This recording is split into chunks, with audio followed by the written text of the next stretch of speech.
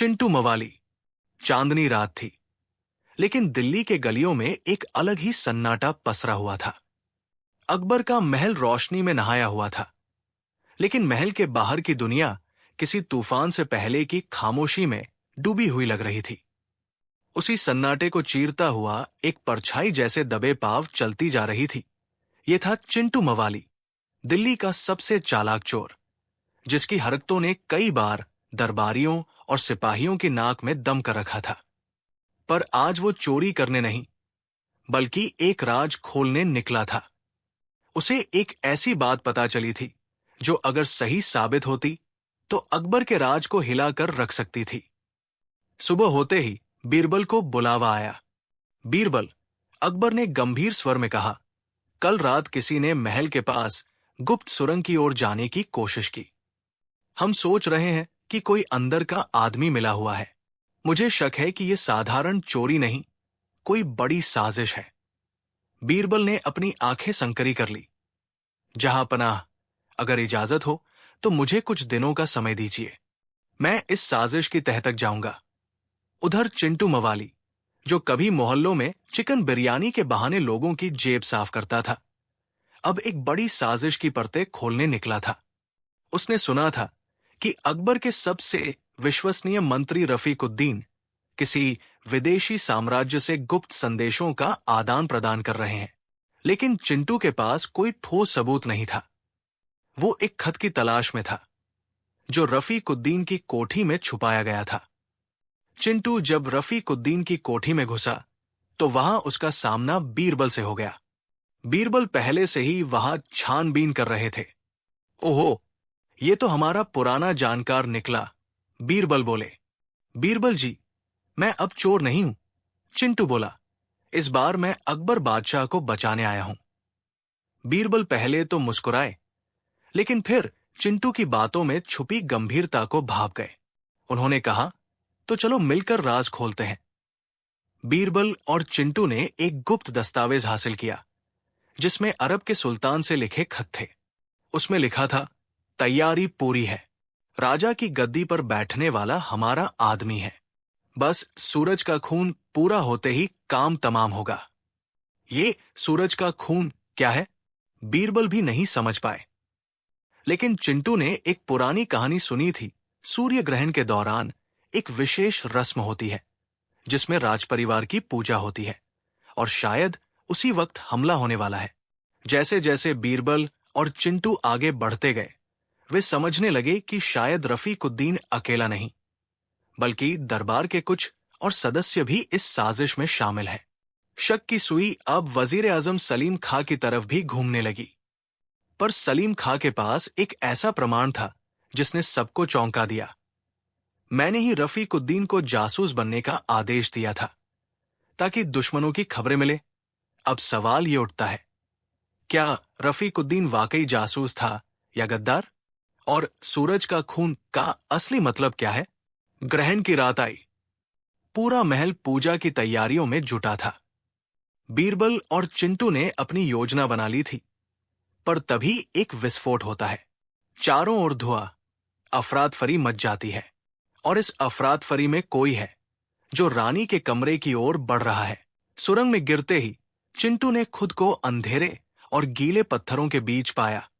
एक हल्की सी मशाल जल रही थी, और उस रोशनी में दिखाई दिए कुछ अजीब से निशान। वो प्राचीन भाषा में थे, जिसे आम आदमी पढ़ नहीं सकता था। लेकिन चिंटू को याद आया, उसका बचपन एक पुरानी लाइब्रेरी में बीता था, जहां उसने ऐसी लिपियों के कुछ संकेत देखे थे। वो पढ़ने की कोशिश करता है, जिसने खून से सूरज को ढका, वही सिंहासन का असली मालिक है। चिंटू सिहर उठा। क्या सूरज का खून कोई व्यक्ति नहीं, बल्कि कोई राजसी निशान है? उधर बीरबल ने तुरंत महल की सुरक्षा दोगुनी कर दी थी। हर कोने पर पहरा, हर व्यक्ति पर नजर। लेकिन जैसे ही उन्होंने रानी के कक्ष की तलाशी ली, उन्हें मिला एक गुप्त पत्र, जो बेहद सुंदर लिपि में लिखा गया था, और उस पर रफीकुद्दीन की मुहर थी। पत्र में लिखा था, चरण 2 शुरू हो चुका है। राजा के सबसे करीबी को हटाना अब अनिवार्य है। उसके बाद सिंहासन तक सीधी राह है, और याद रहे, खून सूरज पर तभी पड़ेगा जब दरबार की सबसे पवित्र वस्तु हाथ में हो। बीरबल समझ गए कि साजिश अभी अधूरी है, कोई बड़ा कदम अभी बाकी है। रात के तीसरे पहर बीरबल ने एक गुप्त सभा बुलाई। सिर्फ चुनिंदा लोगों को बुलाया गया, जिनमें महल के सबसे भरोसेमंद लोग थे। हमारे बीच कोई है जो राजा की हत्या की योजना बना रहा है, बीरबल ने कहा। सभा में सन्नाटा छा गया। तभी महल का एक पुराना सिपाही आगे आया और बोला, हुजूर, मैंने कुछ समय पहले एक पोटली देखी थी जिसमें एक अजीब तरह की तलवार थी, पूरी लाल रंग की, जैसे उसमें खून समाया हो। उसे एक काले कपड़े में लपेटकर राजगुरु के कमरे में रखा गया था। बीरबल चौंक पड़े। राजगुरु? वो तो अकबर का आत्मिक मार्गदर्शक था। क्या वो भी इसमें शामिल हो सकता है?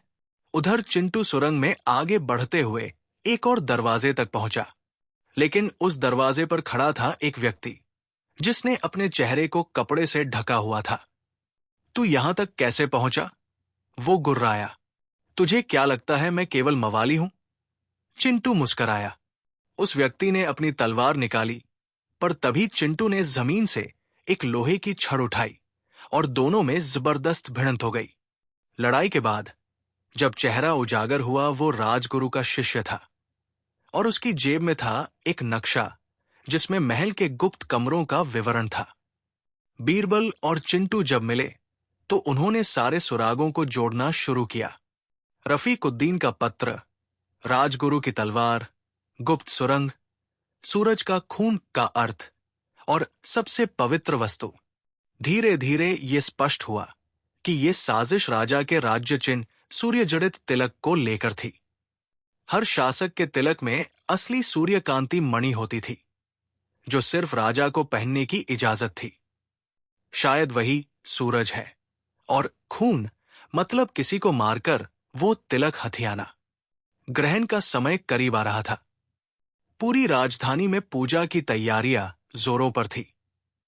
पर उसी समय चिंटू को एक और गुप्त सूचना मिली। रानी के एक सेवक ने महल के दक्षिण द्वार पर किसी विदेशी आदमी को घुसते देखा था, जिसने कहा था कि उसकी आंखों में सूरज की आग है।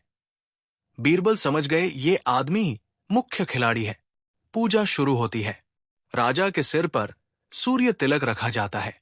तभी एक नकाबपोश व्यक्ति सभा में घुसता है और दरबार की एक तरफ से तीर चलाता है, लेकिन बीरबल ने पहले ही सुरक्षा का इंतजाम किया था। नकाबपोश को घेरा जाता है, पर वो बहुत चालाक है।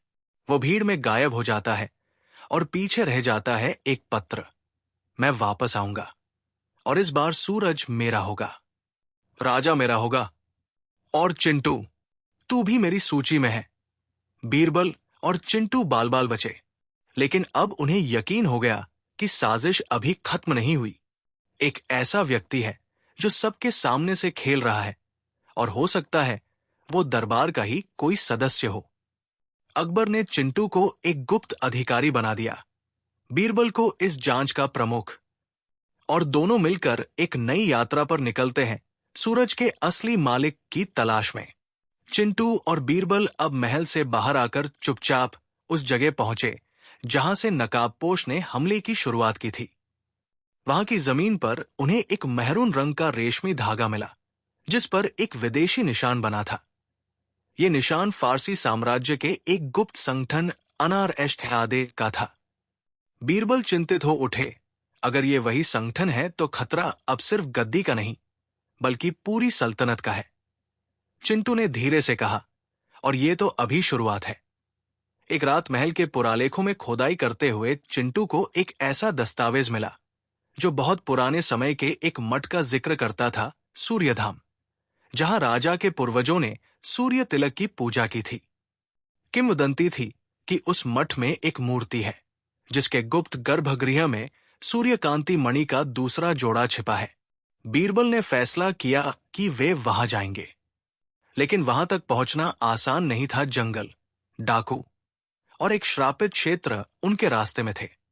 जब चिंटू और बीरबल ने सूर्यधाम की ओर कूच किया तो उन्हें रास्ते में कई दुश्मनों का सामना करना पड़ा। एक बार एक काफिले ने हमला किया और एक रहस्यमयी युवती ने उनकी मदद की। उसका नाम था रूहानी, और वो खुद को सूर्यधाम की अंतिम रक्षक बताती थी। तुम दोनों के पीछे जो है वो सिर्फ सत्ता के लिए नहीं, आत्मा के गहनों के पीछे भी है, उसने कहा।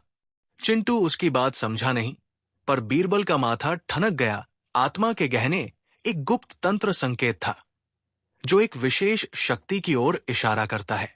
सूर्यधाम तक पहुंचना आसान नहीं था, लेकिन अंततः वे वहां पहुंचे। वहां एक विशाल सूर्य मूर्ति के नीचे शिला पर खुदा था। जिसने तिलक को बिना भक्ति के छुआ, वो अपने रक्त में सूर्य देखेगा। जब बीरबल ने गर्भगृह खोलने की कोशिश की, तब जमीन कांपी। चिंटू ने उसे रोका। ये मणि तिलक नहीं, एक परीक्षा है। केवल सच्चे रक्षक ही इसे छू सकते हैं।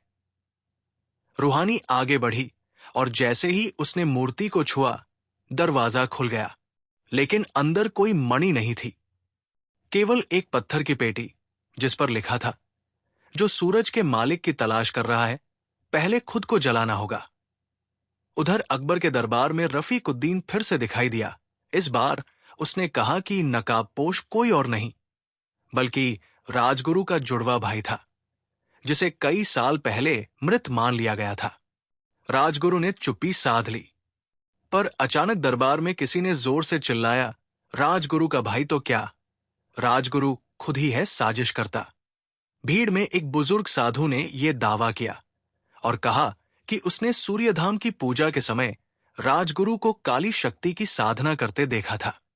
अब शक और रहस्य की जड़ें महल तक पहुंच चुकी थी। बीरबल, चिंटू और रूहानी ने मिलकर नकाबपोश के असली नाम की तलाश शुरू की। उन्हें अंततः एक पुराना दस्तावेज मिला जिसमें एक व्यक्ति का जिक्र था, शाह मीर, सूर्यमणि का भूतपूर्व रक्षक, जिसने गद्दारी कर तिलक चुराने की कोशिश की थी। शाह मीर, वही नकाबपोश। पर जब बीरबल ने एक गुप्त सुरंग में जाकर उसे पकड़ने की कोशिश की, वे एक रहस्यमयी भित्ति चित्र के सामने पहुंचे जिस पर छपा था, तीनों में से एक तिलकधारी असली है, पर जो पहले पहने वो मरेगा। अकबर ने ऐलान किया कि सूर्य तिलक की अगली पूजा महल में नहीं, बल्कि सूर्यधाम में होगी। पूजा की रात सब इकट्ठा हुए। अकबर, बीरबल, चिंटू, रूहानी, रफीकुद्दीन, राजगुरु और एक छाया मूर्ति, शायद शाहमीर। जैसे ही सूर्य तिलक मूर्ति पर चढ़ाया गया, एक जोरदार धमाका हुआ। धुएं में हर ओर चीखें थी। जब धुआं छंटा तो तिलक गायब था। राजा घायल, बीरबल लापता, चिंटू बेहोश और रूहानी खून से लथपथ खड़ी। और वहां जमीन पर लिखा था, सूरज अब अंधेरे में है, लेकिन अगली सुबह वो वापस आएगा। पर किसके साथ? सूर्यधाम की शिला मंदिर में विस्फोट के बाद चारों तरफ सिर्फ धुआं और डर था। तिलक गायब, राजा घायल और बीरबल लापता। चिंटू मवाली जब होश में आया तो खुद को एक गहरी सुरंग में बंधा हुआ पाया। आंखें खुली तो सामने था एक चेहरा आधा जल चुका, एक आंख सफेद और दूसरी में जलती हुई लाल लकीरें। तू अब मेरी कहानी का पात्र बन चुका है, चिंटू। आवाज ठंडी पर भीतर तक काटती हुई। शाह मीर, चिंटू ने बुदबुदाया। शाह मीर ने कहा, तिलक अब मेरे पास नहीं है, लेकिन जो इसके पीछे है वो मुझे चाहिए, रक्तरेखा। क्या है ये रक्तरेखा? चिंटू ने पूछा। शाह मीर ने जवाब दिया, ये है वो पुराना राज चिन्ह जो बताता है कि किस रक्तवंश को सूर्य का तिलक विरासत में मिला है। और तू उसी रक्त का अंश है जिसे कभी रफीकुद्दीन ने छुपाया था। चिंटू सन्न रह गया। क्या वो केवल मवाली नहीं, एक राजवंश का बिछड़ा वारिस भी था? उधर राजधानी में अफवाह थी कि बीरबल मारे गए हैं, पर असल में वे एक गुप्त गुफा में कैद थे, जहां उन्हें रफीकुद्दीन के लोग लेकर आए थे। रफीकुद्दीन ने अब अपने असली रंग दिखा दिए थे। वो शाह मीर के साथ नहीं था, बल्कि उससे भी बड़ा खिलाड़ी निकला। राजा को गिराना मेरा मकसद नहीं, मैं तो उसकी जगह खुद गद्दी चाहता हूं, लेकिन खून से नहीं, पूजा से, उसने कहा। बीरबल ने पूछा, तू किस शक्ति की बात कर रहा है? रफीकुद्दीन ने कहा, तूने सूर्य को पूजा है, मैंने उसे बंदी बनाया है। अब पूजा मुझसे होगी, क्योंकि मेरे पास है तिलक का छाया पात्र। तिलक का छाया पात्र एक काले पत्थर से बना छोटा कलश था, जिसमें सूर्यमणि की छाया भरी थी। उसे धारण करने वाला व्यक्ति भले ही सूर्यमणि न पहन सके, पर उसकी शक्ति को मोड़ सकता है। रफीकुद्दीन ने बीरबल के सामने वो पात्र रखा और कहा, तू बुद्धिमान है, मेरे साथ मिल, वरना तेरी चुप्पी इस गुफा में ही दफन हो जाएगी। बीरबल शांत था, पर उसकी आंखें घूम रही थी। वो गुफा के नक्शे को याद कर रहा था। रूहानी, जिसने चिंटू और बीरबल दोनों को सूर्यधाम पहुंचाया था, अब महल में अकेली रह गई थी। राजा को जहर धीरे धीरे असर कर रहा था, और उसकी देखभाल भी अब संदेह से देखी जा रही थी। एक रात वो राजा की माता से मिलने गई। रानी मां ने एक गुप्त दस्तावेज उसे दिया, एक राजवंश वंशावली, जिसमें एक नाम छुपाया गया था, चंद्रकांत। रूहानी ने उस पर उंगली घुमाई और पूछा, ये कौन था? रानी मां ने कहा, वही जो सूर्यवंश से अलग हो गया था और जिसका वंश अब लौट रहा है। शाह मीर ने चिंटू को बताया कि वो उसी चंद्रकांत का वंशज है, जिसने कभी राजा के भाई से लड़ाई के बाद महल छोड़ दिया था। तेरे खून में तिलक का हक है, चिंटू, पर अगर तूने उसका त्याग किया तो मैं ले लूंगा वो शक्ति तेरे माध्यम से, शाह मीर बोला। शाह मीर ने चिंटू के शरीर पर रक्तरेखा अंकित कर दी, एक पुरानी विधा जिससे व्यक्ति की आत्मा बंध जाती है। लेकिन शाह मीर भूल गया था चिंटू मवाली है, पर मूर्ख नहीं। उसने उस रक्तरेखा को उल्टा मोड़ते हुए गुफा की दीवार पर एक चिन्ह उकेर दिया, एक तोता और एक आग का संकेत। उसी रात बीरबल ने गुफा से भाग निकलने की योजना बनाई। उसने छाया पात्र को रफीकुद्दीन की पानी की सुराही में डाल दिया, जिससे उसका असर जहर जैसा हो गया। जैसे ही रफीकुद्दीन ने पानी पिया, उसकी आंखें जलने लगी। बीरबल ने उसे गिराकर गुफा के रास्ते से भाग निकला और लौट आया महल नहीं, सूर्यधाम। सूर्यधाम में चिंटू और बीरबल की मुलाकात फिर हुई। रूहानी भी वहां पहुंची। तीनों ने मिलकर योजना बनाई कि अगली पूर्णिमा को प्रकाश दिवस मनाया जाएगा, एक ऐसा समारोह जहां पूरे राज्य के शासक, साधु और सेनानी बुलाए जाएंगे।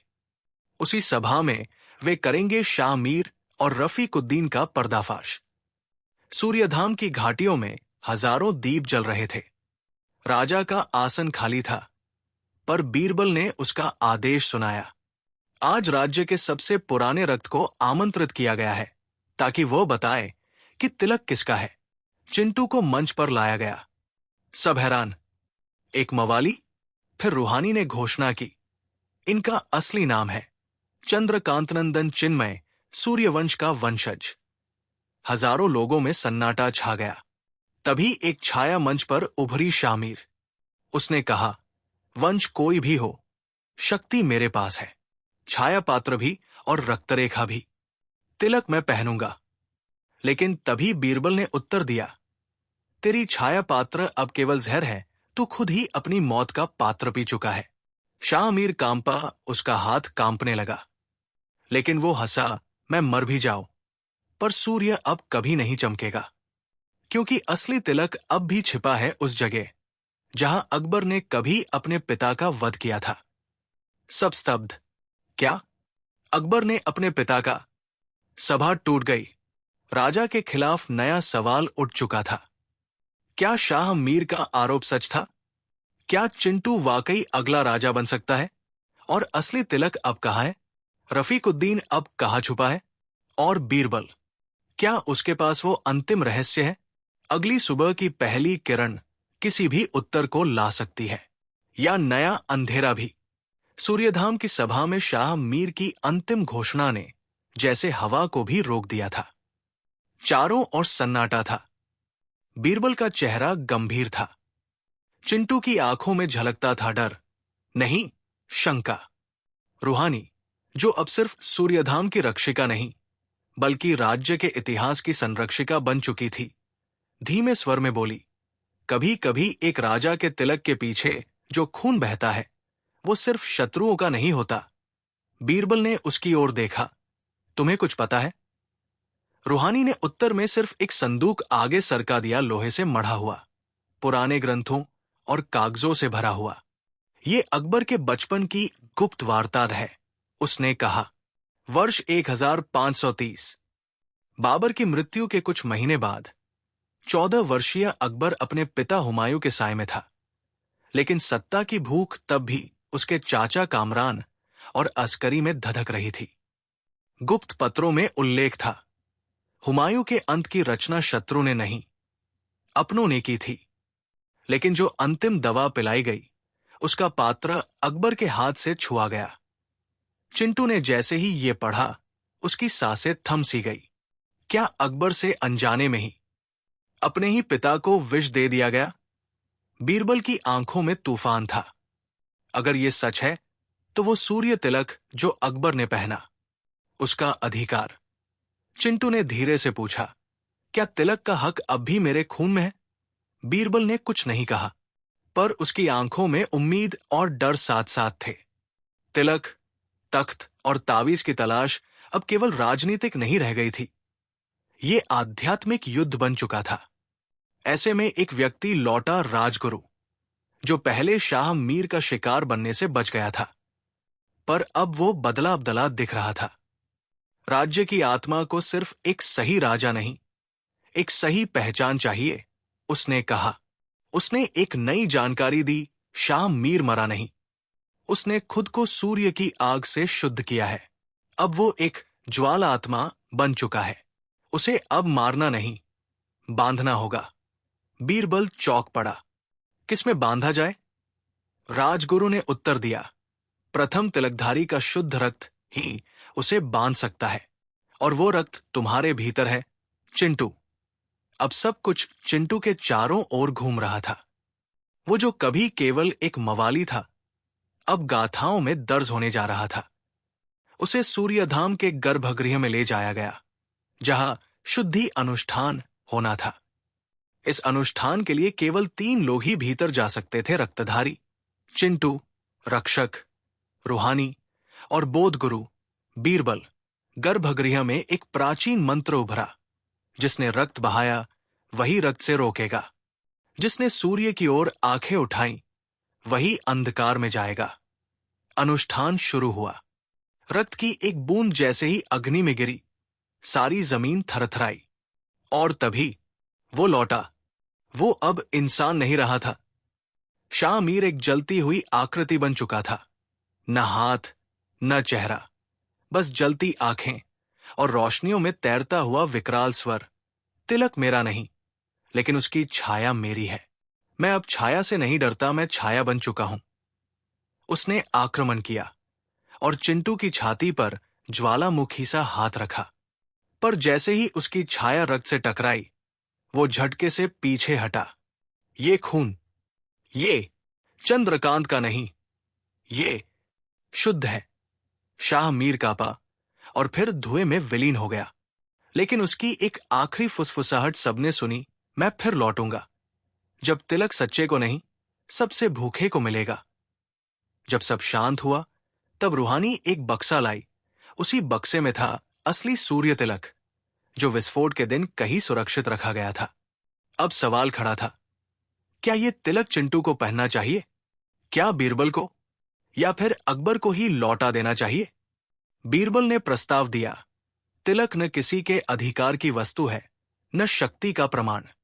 ये एक प्रतीक है, और प्रतीक वही पहन सकता है जो उसका बोझ समझ सके।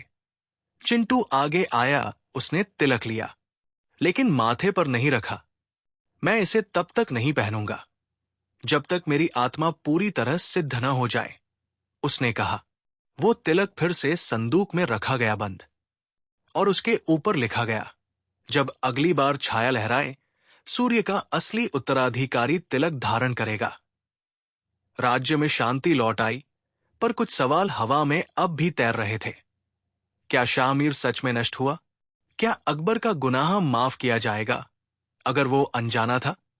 क्या चिंटू, जो अब चंद्रकांत का वंशज है, खुद को राजा बनते देख पाएगा? और रफीकुद्दीन, जो भाग गया था, क्या वो लौटेगा?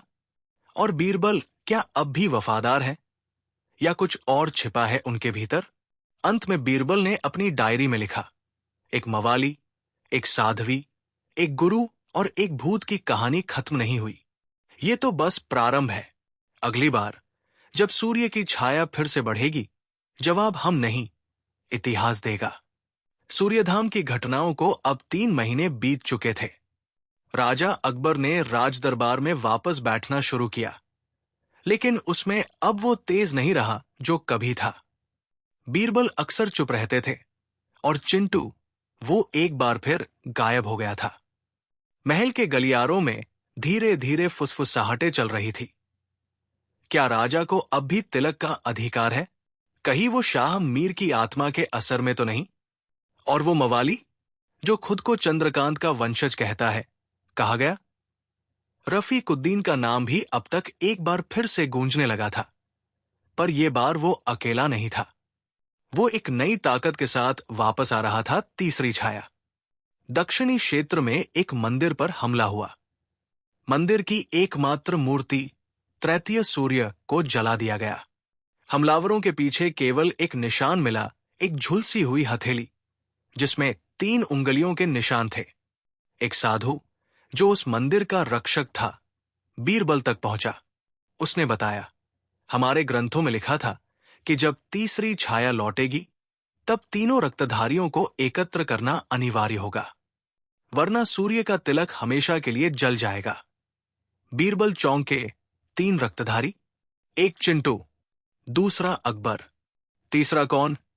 चिंटू तब वापस आया जब राजधानी के उत्तर में एक गांव में आग लगी थी। वहां वह एक छोटे मंदिर से एक बूढ़े को बाहर निकालते हुए देखा गया। बूढ़े ने उसका हाथ पकड़ा और बुदबुदाया, तू तीसरा नहीं, तू तीसरा द्वार है। चिंटू ने उसकी बात को मजाक समझा, पर जब बीरबल ने वो मंदिर देखा तो अंदर की दीवारों पर उकेरा गया था एक प्राचीन यंत्र, एक वृत्त जिसके भीतर 3 बिंदु थे, एक लाल, एक नीला, एक काला। बीरबल ने धीरे से कहा, तीसरी छाया सिर्फ दुश्मन नहीं, वो एक यंत्र है और हमें उसे समझना होगा, उससे पहले कि वो हमें नष्ट कर दे। रफीकुद्दीन अब एक गुप्त संगठन तामस योग का प्रमुख बन चुका था। उसके पास था एक विशेष उपकरण, अन्याय चक्र, जो रक्त और तिलक के बीच की ऊर्जा को माप सकता था। उसने एक नई घोषणा की, राजा अकबर की आत्मा अब शुद्ध नहीं रही। राज्य को नया सूर्य चाहिए और वो सूर्य मैं बनूंगा।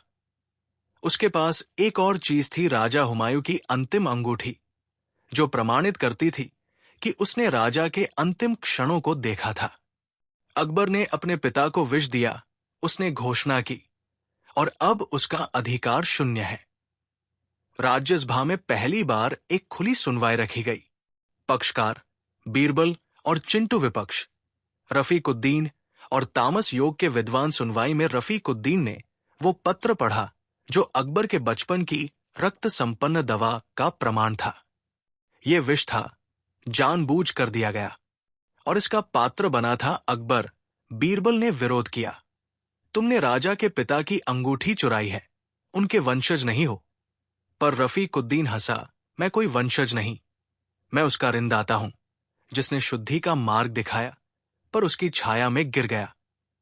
अब राज्य 2 भागों में बंट चुका था, एक जो चिंटू को भविष्य का तिलकधारी मानते थे, और दूसरे जो रफीकुद्दीन को न्याय का प्रतीक कहने लगे। गहराई से खोज के बाद बीरबल को एक ग्रंथ मिला जिसमें लिखा था, तीसरी छाया कोई व्यक्ति नहीं, वह विचार है। जब 3 वंशों का मिलन एक ही रक्त में होगा, तब सूर्य का तिलक अंतिम बार जागेगा। रूहानी ने बताया कि वो खुद एक गुप्त सूर्य संतति की संतान है, जिसकी माता रानी हामिदा बानो की बहन थी। इसका अर्थ यह था कि चिंटू के रक्त में तीनों वंशों, अकबर, चंद्रकांत और सूर्य संरक्षक का मिलन हो चुका है। अब स्पष्ट था, तीसरी छाया चिंटू के भीतर ही थी। राज्य की सीमाओं पर तामस योग की सेनाएं आने लगी। रफीकुद्दीन ने खुद को नवसूर्य घोषित कर दिया। चिंटू, बीरबल और रूहानी एक गुप्त यंत्र बना रहे थे, सूर्य चक्र, जिसे एक बार तिलकधारी रक्त से सक्रिय किया जाए तो वो झूठ और सत्य के बीच का पर्दा हटा देता। इस यंत्र को लेकर वे प्रभा पर्वत की ओर निकले, जहां सूर्य की अंतिम किरण सबसे पहले पड़ती है, और वही होने वाला था अंतिम संस्कार पुराने सत्य का, ताकि नया झूठ रोका जा सके। प्रभा पर्वत पर चिंटू ने सूर्य चक्र को रक्त से सुसज्जित किया, और उसी क्षण सामने आया रफीकुद्दीन। उसकी आंखें अब पूर्ण काली थी। तू तिलक के योग्य नहीं, क्योंकि तू अपने अतीत को नहीं जानता, उसने कहा। और फिर उसने एक जली हुई पुरानी कागज की पर्ची दिखाई, चंद्रकांत का हस्ताक्षर, जिसमें लिखा था, अगर मेरे वंशज को कभी तिलक पहनना पड़े तो पहले वो अपने ही पिता के दोषों को स्वीकारे। चिंटू चौंक गया। क्या मेरे पिता? कहानी वही रुक जाती है। सूरज ढल चुका था, पर बीरबल ने लिखा, अब प्रश्न ये नहीं कि कौन राजा है, प्रश्न ये है कि क्या किसी को तिलक पहनने का अधिकार अब भी है। राज्य की राजधानी अब खामोश हो गई थी। सूरज की रोशनी, जो कभी महल और गलियारों में गूंजती थी, अब जैसे एक ढलते हुए दिन की तरह फीकी पड़ गई थी। अकबर का राजसभा में चलना फिरना अब पहले जैसा नहीं रहा था। उसकी आंखों में चिंता और दिल में एक अधूरा सवाल था, क्या वो सही रास्ते पर था? चिंटू, जो अब खुद को पूरी तरह से पहचानने की कोशिश कर रहा था, धीरे धीरे उस अंधेरे से बाहर आने की कोशिश कर रहा था जो उसे घेर चुका था। वो जानता था कि उसके भीतर जो रक्त बह रहा था, वो सिर्फ एक वंशज का नहीं, बल्कि कई राजाओं और योद्धाओं की शक्ति का परिणाम था। लेकिन इसका क्या मतलब था? क्या उसे उस शक्ति का उपयोग करना चाहिए? रूहानी, जो अब सिर्फ एक साधिका नहीं, बल्कि राज्य की संरक्षिका भी बन चुकी थी, ने चिंटू को एक और खतरनाक सत्य बताया। तुम्हारे अंदर वो शक्ति है जो किसी को भी शासक बना सकती है, उसने कहा। लेकिन क्या तुम तैयार हो? क्या तुम जानते हो कि इसका क्या अर्थ है? चिंटू ने सिर झुका लिया। उसके मन में कई सवाल थे, लेकिन एक सवाल था जो सबसे बड़ा था, क्या उसे तिलक पहनने का अधिकार है? सूर्यधाम के महल में एक नया घटनाक्रम सामने आया। अकबर ने शाही दरबार में एक बड़ा ऐलान किया था, राज्य के भविष्य का निर्णय अब केवल तिलकधारी के हाथों में होगा। यह बयान सीधा चिंटू की ओर इशारा था। अकबर जानता था कि वो अब खुद को संतुष्ट नहीं कर पा रहा था। तिलक के पीछे जो रहस्य था, वो सिर्फ सत्ता का प्रतीक नहीं था, बल्कि एक आत्मिक शुद्धता का भी प्रतीक था। लेकिन क्या अकबर, जो खुद को शासक मानता था, क्या वह इस अधिकार को खोने के लिए तैयार था? चिंटू ने अपनी पुरानी यादों को खंगालना शुरू किया। उसे याद आया कि कैसे शाह मीर ने एक बार कहा था, जो तिलक को पहनता है वो नहीं जानता कि वो क्या शक्ति रखता है। ये शक्ति तुम्हारी नहीं है, ये तुम्हारे रक्त की है, जो तुम्हारे पूर्वजों से आती है। अकबर और चिंटू के बीच ये सत्ता का खेल अब और भी जटिल हो गया था। दोनों के दिलों में संदेह था, और ये संदेह महल के चारों ओर फैलने लगा था। राज्य में उथल पुथल मच चुकी थी।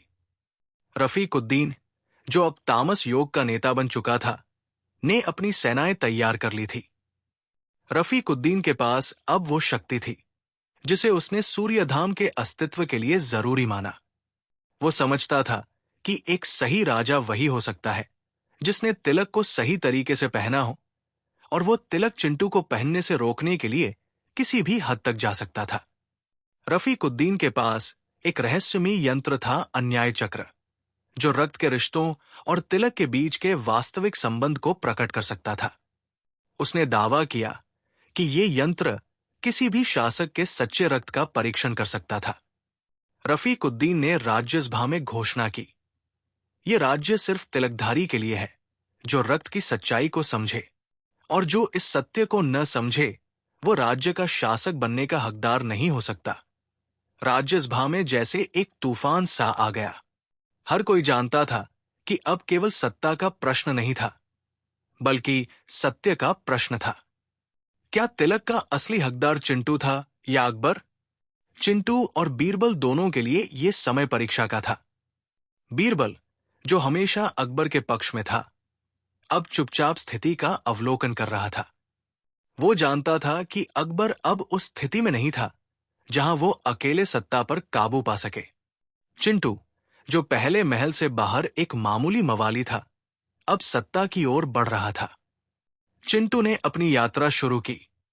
उसे यह समझना था कि तिलक का अर्थ केवल एक शाही प्रतीक नहीं था, बल्कि एक आत्मिक शुद्धता और आत्मसंयम का प्रतीक था। यही कारण था कि बीरबल ने उसे सलाह दी थी कि वो महल में न लौटे, बल्कि राज्य के सच्चे केंद्र की ओर जाए। उसने पहले अपने रक्त की सच्चाई को समझने के लिए प्रभा पर्वत की ओर यात्रा की, जहां पुराने ग्रंथों के अनुसार तिलक के रहस्यों को छिपाया गया था। प्रभा पर्वत पर चिंटू को एक नई चुनौती का सामना करना पड़ा। उसे उस रहस्यमयी यंत्र सूर्य चक्र को सक्रिय करना था, लेकिन यह सिर्फ उसी के रक्त से संभव था। उसने अपने हाथ की एक उंगली से रक्त निकाला और यंत्र में डाला। यंत्र ने चमकना शुरू किया और एक गहरी आवाज आई, तुम्हारी यात्रा की शुरुआत अब होती है। सूर्य चक्र की ऊर्जा अब पूरे पर्वत में फैलने लगी थी और चिंटू को महसूस हुआ कि वो अब केवल एक व्यक्ति नहीं, बल्कि राज्य की सत्ता का हिस्सा बन चुका था। लेकिन ये शक्ति उसे संभालनी होगी, नहीं तो वो खुद ही नष्ट हो जाएगा। वापस राज्य लौटते समय उसे ये एहसास हुआ कि अब रफीकुद्दीन के खिलाफ युद्ध केवल सत्ता का नहीं, बल्कि आध्यात्मिक सत्य का युद्ध बन चुका था। वो जानता था कि जब तक वो अपनी शक्ति को समझेगा नहीं, वो कभी भी सही निर्णय नहीं ले पाएगा। राज्य में हर कोई इंतजार कर रहा था कि अगले कदम में क्या होगा। अकबर, जो पहले तिलक का हकदार मानता था, अब अपने निर्णय पर पुनर्विचार कर रहा था। रफीकुद्दीन, जो खुद को नवसूर्य घोषित कर चुका था, अब अंतिम युद्ध के लिए तैयार था। और चिंटू, जिसने सूर्य चक्र को सक्रिय किया था, अब राज्य की भविष्यवाणी बन चुका था। लेकिन एक सवाल था जो हर किसी के मन में था, क्या सूर्य फिर उगेगा? क्या चिंटू, जिसने सबसे पहले तिलक की सही अर्थ को समझा था, उस शक्ति का हकदार होगा? या फिर रफीकुद्दीन अपनी तामस योग की शक्ति से सब कुछ बदल देगा? राज्य की दीवारें अब खामोश थी। लोग न केवल अकबर और रफीकुद्दीन के बीच के संघर्ष से, बल्कि सूर्य के तिलक को लेकर बढ़ते तनाव से भी थक चुके थे। चिंटू, जो अब अपने आत्म संघर्ष से बाहर आ चुका था, और रूहानी, जो हमेशा उसकी आत्मिक मार्गदर्शिका बनी थी, दोनों को इस समय यह समझ आ चुका था कि यह केवल एक राजनीतिक संघर्ष नहीं था, ये एक आध्यात्मिक युद्ध था जो उनके पूर्वजों की गलतियों का परिणाम था। राज्यसभा में एक बड़ा ऐलान हुआ। अकबर ने खुद को अंतिम बार शाही दरबार में प्रस्तुत किया और घोषणा की, आज मैं राज्य के तिलकधारी का निर्णय नहीं लूंगा। मैं केवल यह कहूंगा कि जो भी सत्य का अनुसरण करेगा, वही सूर्य का सच्चा उत्तराधिकारी होगा। मैं अब पुराने नियमों का पालन नहीं करूंगा। मैं ये कहता हूं कि जो तिलक के महत्व को समझेगा, वही हमारा शासक बनेगा। यह घोषणा एक प्रकार से राज्य का अंतिम निर्णय बन चुकी थी। अब केवल दो ही व्यक्ति थे जिनका चुनाव किया जा सकता था, चिंटू और रफीकुद्दीन। राज्य की सीमाओं पर युद्ध की तैयारियां शुरू हो चुकी थी। रफीकुद्दीन ने अपनी सेनाओं को जुटा लिया था और अब वो तामस योग के सिद्धांतों को लागू करने की तैयारी कर रहा था।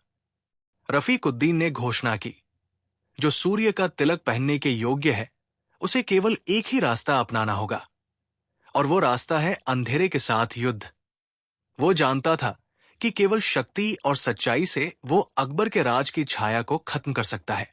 वो अकबर को हराने के लिए पूरी तरह तैयार था, और चिंटू को उसने एक चुनौती दी थी, अगर तुम अपना रक्त साबित कर सकते हो, तो ही तुम्हारे भीतर सूर्य का शक्ति होगी। चिंटू, जो अब तक सब कुछ समझ चुका था, वो ये भी जानता था कि अब वो सिर्फ एक शाही वंशज नहीं, बल्कि सूर्य का असली उत्तराधिकारी बनने की कगार पर था। लेकिन क्या वह इस रास्ते को अपनाएगा? चिंटू ने अपना निर्णय लिया। वो राज्य का सही उत्तराधिकारी नहीं बनना चाहता था, बल्कि वो चाहता था कि राज्य को एक नया दृष्टिकोण मिले, एक नया युग शुरू हो। अंत में चिंटू और रफीकुद्दीन दोनों ने प्रभा पर्वत की ओर कदम बढ़ाए। ये वही जगह थी जहां सूर्य की पहली किरण पृथ्वी पर पड़ती थी, और यही वो स्थान था जहां तिलक का असली रहस्य छिपा हुआ था। चिंटू और रफीकुद्दीन के बीच युद्ध हुआ, लेकिन ये युद्ध केवल शक्ति का नहीं, बल्कि आध्यात्मिक सत्य का था। दोनों ने एक दूसरे को पराजित किया, लेकिन फिर भी कोई निर्णायक जीत नहीं हुई। वो समय आया जब दोनों सूर्य चक्र के सामने खड़े थे। यंत्र के चारों ओर एक अजीब सी रोशनी फैल रही थी, और उसके भीतर से एक गहरी आवाज आई, सूर्य कभी नहीं मरता। वो हर रात्रि के बाद उगता है और हर दिन की समाप्ति के बाद अस्त हो जाता है। सच्चाई और शक्ति कभी भी एक जैसे नहीं होते, क्योंकि दोनों ही एक ही सिक्के के दो पहलू होते हैं। सभी ने देखा कि सूर्य चक्र ने दोनों को समान रूप से स्वीकार किया। न रफीकुद्दीन न चिंटू, बल्कि दोनों सूर्य की परछाई बन गए। ये निर्णय था कि कोई भी एकल व्यक्ति राज्य का सही शासक नहीं हो सकता। सूरज का तिलक केवल एक प्रतीक था, और वास्तविक शक्ति सभी को समान रूप से बांट दी गई थी। राज्य ने अब एक नया दृष्टिकोण अपनाया। सत्ता का केंद्र अब केवल एक व्यक्ति पर निर्भर नहीं था, बल्कि सभी पर था। अकबर ने इस नई प्रणाली को स्वीकार किया, और रफीकुद्दीन ने अपनी तामस योग की विचारधारा को त्याग दिया। उन्होंने ये महसूस किया कि अब उन्हें अपने अस्तित्व के अर्थ को समझने की आवश्यकता है। चिंटू, जिसने कभी स्वयं को एक मामूली मवाली समझा था, अब केवल राज्य का शासक नहीं, बल्कि नया सूरज था, एक नया दृष्टिकोण जो सत्ता, धर्म और सत्य को एक साथ जोड़ता था। कहानी का अंत इस बात पर होता है कि सूरज हमेशा उगता है, चाहे उसे कितनी भी मुश्किलों से गुजरना पड़े। लेकिन यह सूरज हमेशा एक नई परछाई छोड़ता है, और वही परछाई है जो सत्ता की असली प्रकृति को दर्शाती है।